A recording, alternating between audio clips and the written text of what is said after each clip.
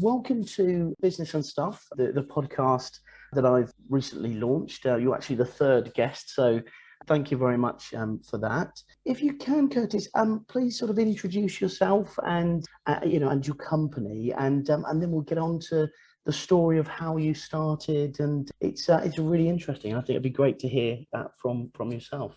Sure. So my name's Curtis Boyd. I'm the founder of Objection Co. We build technology to identify fake reviews for consumers and business owners. We're technically a SaaS business, software as a service, in the reputation space. And we've been I've been in the online reputation industry for almost 8 years now. And how do you think things have changed recently? Do you think lots of people are sort of using fake reviews and things like that now, or do you think that a lot of the the big companies like Google, Amazon, things like that, do you think they're getting more savvy to it? I mean, have things sort of changed in the industry over the last 8 years? I would say there are more fake reviews now because consumers are using them more, especially during COVID, when less people talk to one another, right? There's less word of mouth referrals. Because people aren't talking to each other more, they're going online to get the confidence that they need to make a purchase. They're checking out reviews and but online reviews have become even more important. So in 2020, Google released a blog that it's like a transparency report where they say they removed 55 million fake reviews. Oh. That's 160,000 fake reviews a day, and that's just Google. It's not Yelp, it's not Yell, it's not Facebook or Amazon. It's just Google. 55 million fake reviews in 1 year. So, in my opinion, it's just the tip of the iceberg compared to how many are still on there. Definitely, yeah. How do you think fake reviews affect the end consumer, both in a sort of a B2C respect, so business to consumer, but also, in a sort of a B2B fashion, or do you think they're very much the same in the way that they affect people? No, I think fake reviews, like the majority of it, affects the consumer more negatively. One of the reasons I got into fake review detection was because, I was serving business owners. And before I talk about my story, I realized that while I got deeper and deeper into technology and programming, I realized that the majority of fake reviews didn't impact my customer, which at the time were business owners. They impacted consumers. Because most fake reviews are 5-star reviews. Most fake reviews are inflating businesses in order to synthetically create this sense of, false confidence that this business delivers experiences that are really fictional, that never really existed, just to get customers to hand over their credit cards. And I realized I wasn't solving it. So I set on a mission to solve it. And that's what we're doing now, as well as helping consumers make better spending decisions. But it's a fascinating field. Definitely, yeah, and it's interesting that you are now sort of in the technology field and certainly sort of within this niche itself. But really, your background is completely different, isn't it? And this is where your story, sort of plays in. For everybody listening, tell me how you sort of came up with the business and the story that I obviously am aware of with how you came up with the business. So give us a bit of an insight. Sure, sure. So, my entrepreneur journey started about 9 years ago. I was a nursing assistant in a hospital, and, I was at the bottom of the food chain. I was cleaning patients, feeding them, and making sure that they, taking care of the ones who couldn't take care of themselves. And one day there was a doctor who came on the unit who started complaining about a bad online review, the fake review that was hurting his private practice.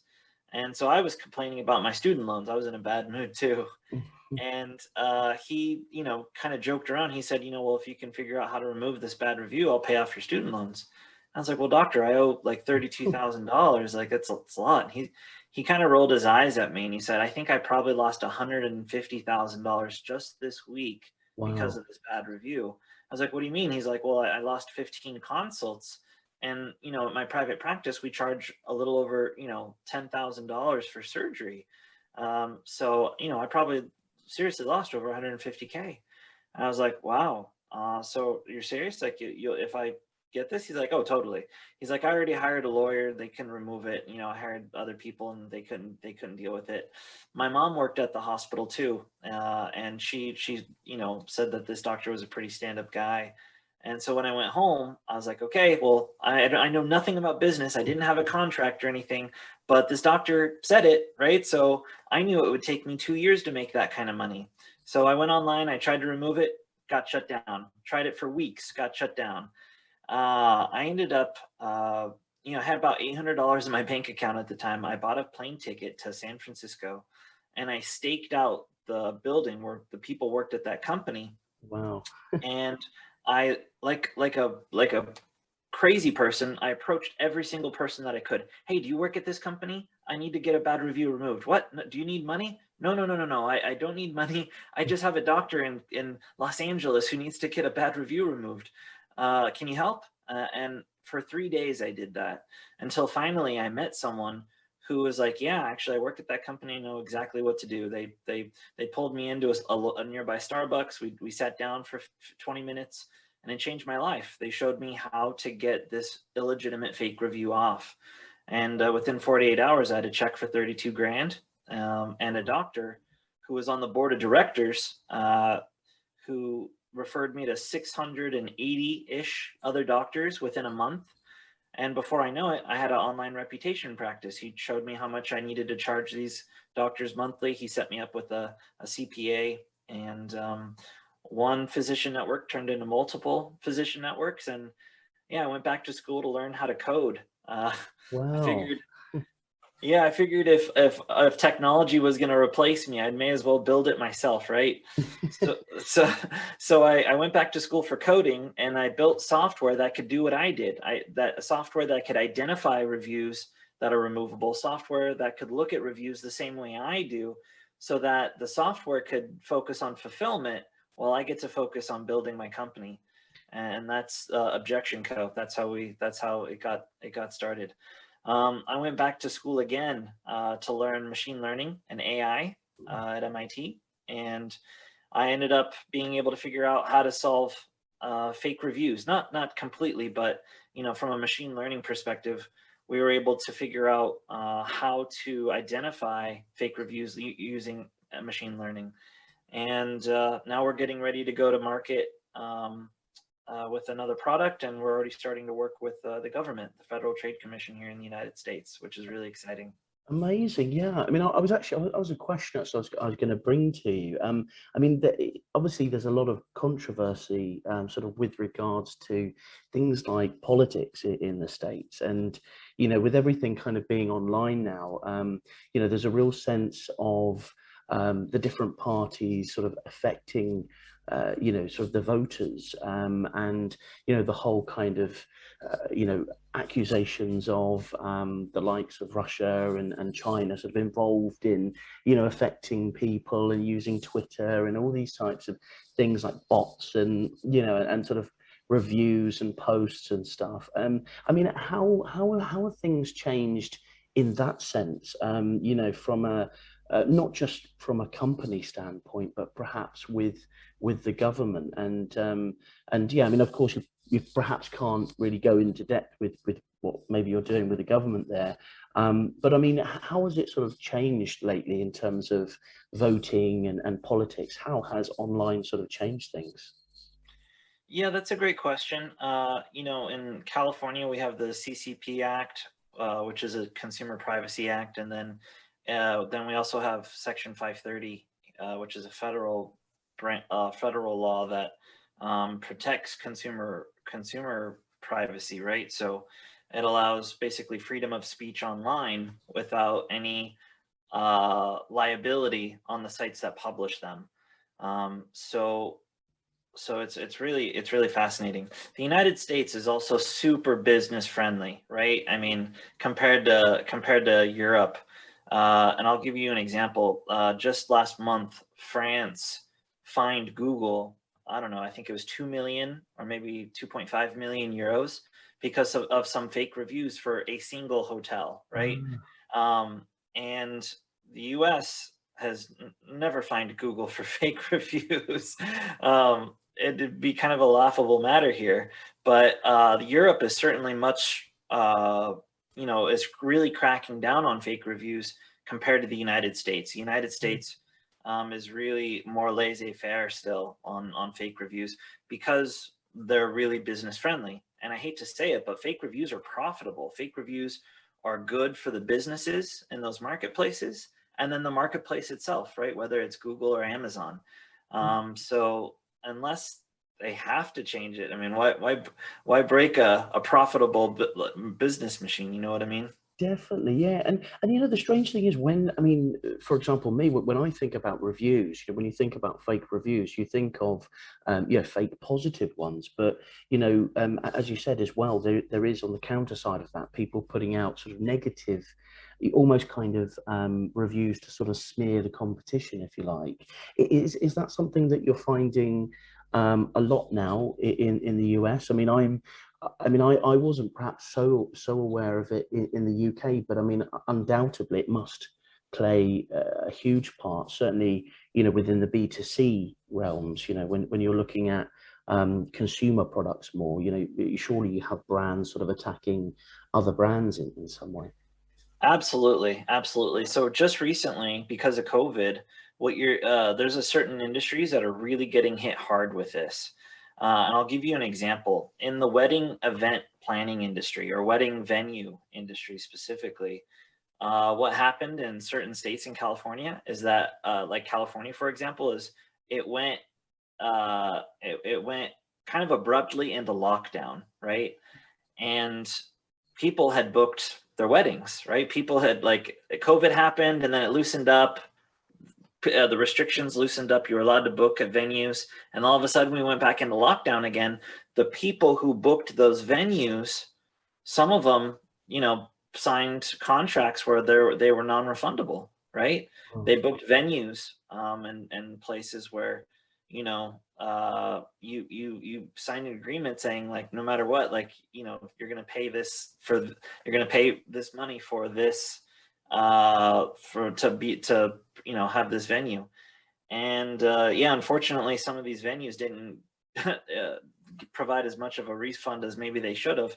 But what happened is the brides, not just like the broom and the bride, but the entire bridesmaids parties, right? The entire groom party, like all the families, you'd have one customer really who's paying for this, which might be like the father of the bride or the father of the groom or the broom or the bride themselves. But like you would have one customer, but you might get like 50 or 60 bad reviews in a single 2 or 3 day period as a result. And that's a bit unfair. It's one thing to get slammed by the customer who has a first person consumer experience, who exchanged money for a product or service. They're absolutely qualified to write a review because they paid for something, right? Even if it didn't come out to be there, they should be allowed to complain about it, but not the entire family, right? Not the entire not the entire bridal army, so to speak. So yeah, we saw thousands of reviews like that pour in over the last few months. yeah, I can imagine. Yeah, because people are obviously, angry at things that have happened, albeit they've signed these contracts, and yeah, I mean it's a strange thing, really, isn't it now? Because if you think perhaps even just sort of 15, 20, certainly 30 years ago, people never really had a power over sort of brands and even stores like shops and so forth. If you buy a product and it's not satisfactory, you can tweet about it. You can put a review on Google, you can put a review on Amazon if you bought a product off Amazon, and it just seems that consumers have a lot of power now, and of course that certainly can be abused. So it's definitely an amazing time that we that we live in. In terms of sort of slightly digressing, in terms of sort of the internet, and how things have changed lately. I mean, do you see any sort of booming new areas of the internet, or I mean, for example, taking reviews, are people reviewing things in different ways now? Is social media, I mean, for example, because I would assume that a lot of the reviews that you work with are on Google or Amazon, but I mean, do you also look at the social media sites as well? Are things changing in that sense? I mean, is it now everywhere, or are you having to almost police the whole web, really? Yeah, our technology certainly could be used for fake news, right? But right now it's not optimized for that. It's really narrowly optimized for review content where you have a profile that with certain behavior on it. You have review content with the with actual words, and then the star rating. Right now, our system needs all three in order to make predictions on how legitimate these reviews are. Um, do I mean there's some really interesting new like buzzwords on the internet right now, like NFTs. Really is a hot topic right now. We are seeing some interesting things in the review space for NFTs, as these NFT marketplaces are trying to build credibility really quickly, and sell these I don't know how to call it, just their wares, so to speak. Yeah, it's amazing. NFTs. I mean, I'm definitely into cryptocurrency and all the technology around that, the altcoins and Bitcoin and everything. I'm very much into sort of the future of where money is going to go. And I mean, with NFTs, it's almost something different completely, and that's kind of almost unfathomable for me. It's for anybody that's listening that isn't aware of what they are. It's effectively sort of digital art, isn't it? And yeah, it's amazing that people would pay millions, for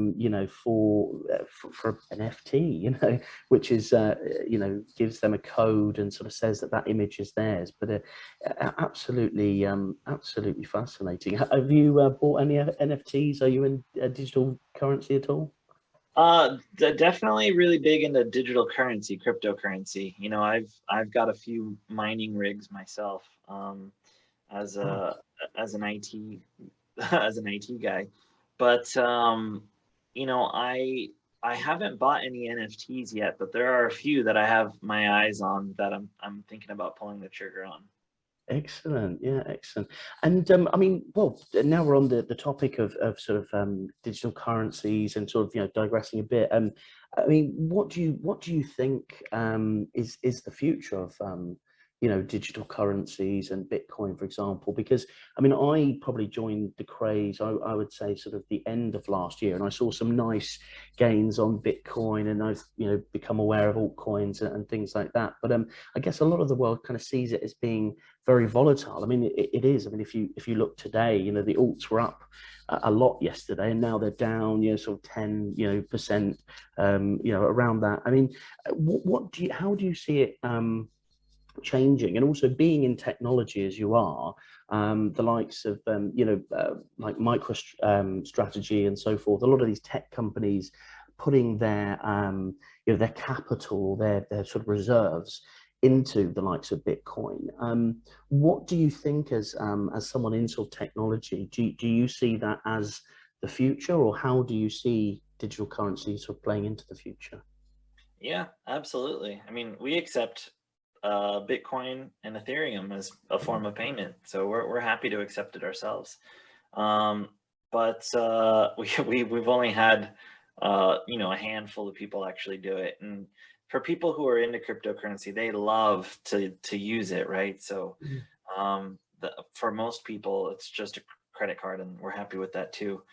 I do see crypto moving forward in the future as decentralization continues to occur. And I think we're going to just continue to see, decentralized banking, as well as, more decentralized financing from our world banks. It'll be interesting to see how the technology and how the blockchain evolves as these other pioneering altcoins continue to provide functionalities into some of the more major coins, into the more major tokens.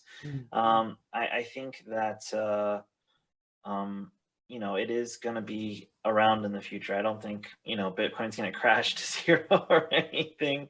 I feel like it's really a great way to for larger institutions, to hedge and to have, to invest some assets into. Yeah, it's a great way to diversify stuff too. So I'm a huge fan of crypto. I'm not all in like some of the fanatics, but I certainly have a good chunk in there. Excellent, excellent. Well, no, that's great. And in terms of being an entrepreneur, your sort of your whole experience and story, starting a company, finding your kind of way. To any sort of budding entrepreneurs out there, people who perhaps, like you said, are in a job that they feel, is this right for me? Is this not right for me? Perhaps they've got, like you say, sort of, bills they've got to pay. They've got, student debt and so forth.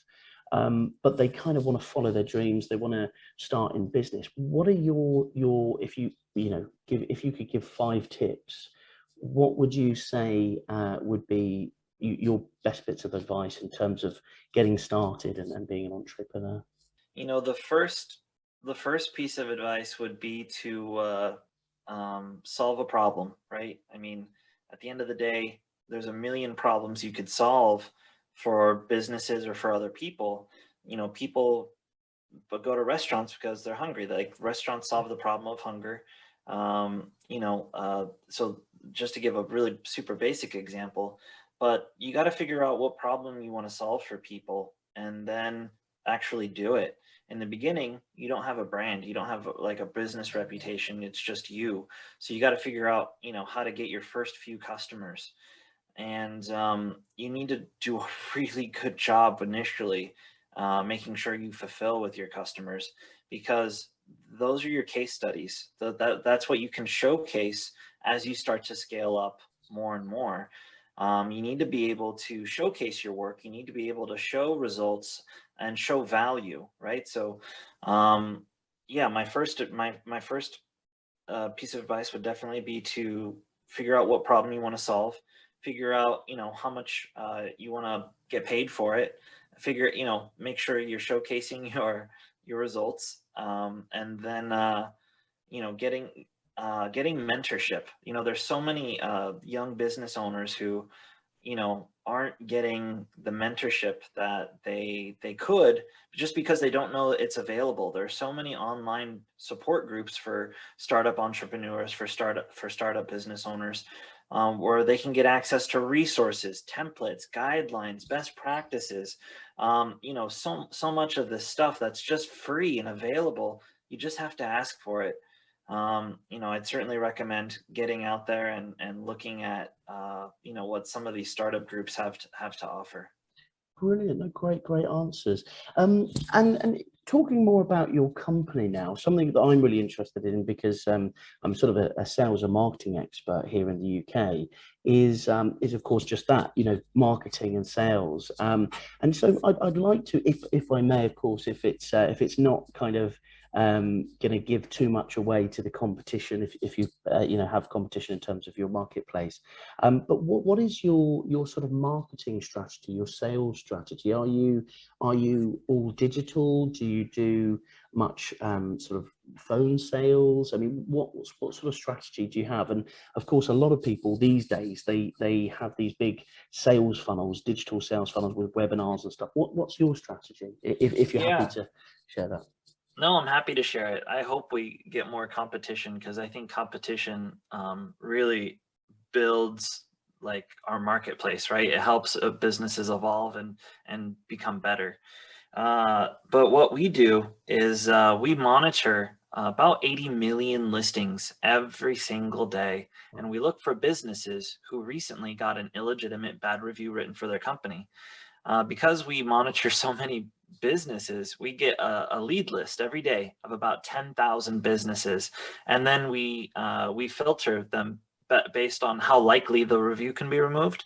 That way, when we go out of our way and invest our time and energy into our outreach, we know if we promise them results, they can get results. So and that list of 10,000 kind of shrinks down to like 2,500 businesses a day.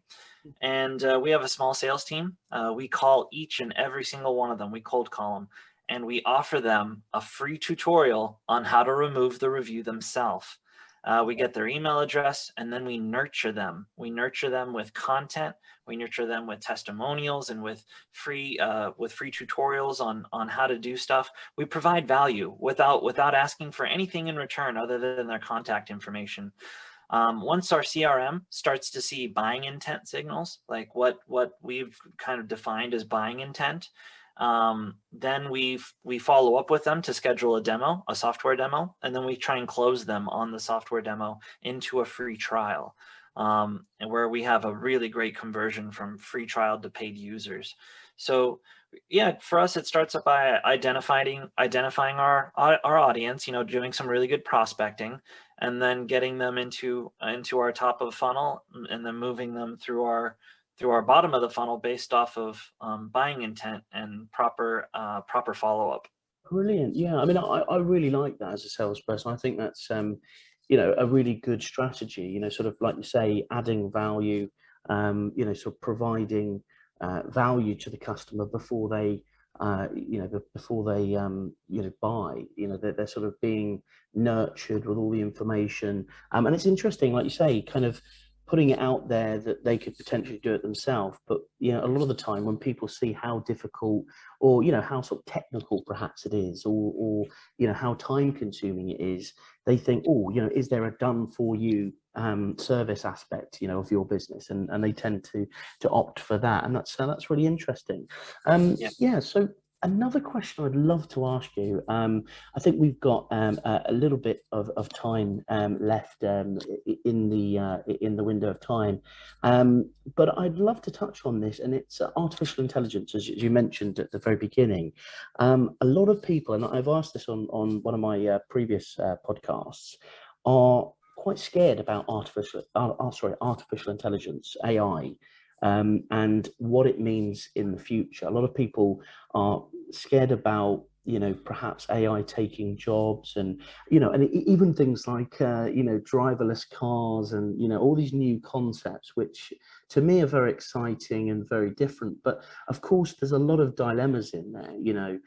Moral dilemmas. In fact, I went to a talk a while back, and they were talking about sort of the moral dilemma that if you're in a driverless car, and there's a split-second decision for a computer to decide whether they opt to save the driver or the pedestrian, what moral decision does that computer take? So there's a lot of things like that. So I'll throw that open to you, a big topic there. But what are your thoughts, and why should people perhaps not be so scared about it? And how do you think the future is going to change to kind of encompass everybody now? And yeah, I mean, it's true. AI is going to replace a lot of jobs, and we're already seeing it, right, in Amazon warehouses, and in the logistics. Really, pretty soon we're going to have driverless trucks, out on the road doing long hauls, and in their electric trucks. But I think it's, at the end of the day, you have to realize, you have to ask yourself, is what you do now, could a machine do it, right? And if the answer is yes, you should be prepared. I did it myself. Like, I asked myself, could I be as a reputation consultant, which is one out of a billion jobs on this planet, right? As a reputation consultant, could I be replaced by AI? And the answer was yes. So I replaced myself with AI. But for those that aren't going into coding, for those that aren't going to change career paths, they just need to be prepared for what's coming ahead, because AI is going to start replacing their jobs. I don't think there's going to be a deficit in the job market. I think the job market's just going to become more technical. Like, for example, our AI has allowed us to hire at least 12 more people because of what the AI can do for our customers, right? So the AI actually built jobs. Now, I don't know how many jobs we may have, taken away from other people out there. It's really hard to measure, but like, yeah, for anyone in logistics, for taxis, for driving, I think in the food industries, for even line chefs, in the next 15 years, we're going to see a huge exodus of jobs and being replaced by machines. So I think people just need to be conscious of it and be aware of it and start to plan for it, because it is going to happen. And if a business can save money and still provide a good experience by replacing a human with a robot, they will, because they're in business to make money. That's most mindsets of business owners. So yeah, that's my 2 cents. Brilliant. No, that's great. Yeah, no, definitely. I think things are definitely going to change, but I think with education and people getting into these new sectors, there's always going to be jobs. Yeah. Even if I think in the very very distant future. I mean, I've got this thought in my mind that people will be consumers. And they'll be paid in terms of credits. To watch TV and stuff. I mean, that kind of thing's kind of already happening, but in sort of a mass way, I would say. So that's my sort of crazy thought of the future. And yeah, just the last two questions, really just to kind of end. The first would be, do you have any great book suggestions that you'd like to kind of share with people? Oh Perhaps a man. book that's inspired you, and that they might be able to learn from. Sure. I've got a lot of great books. I mean, depending on what your goals are, right? But one of my favorite books is Creativity Inc.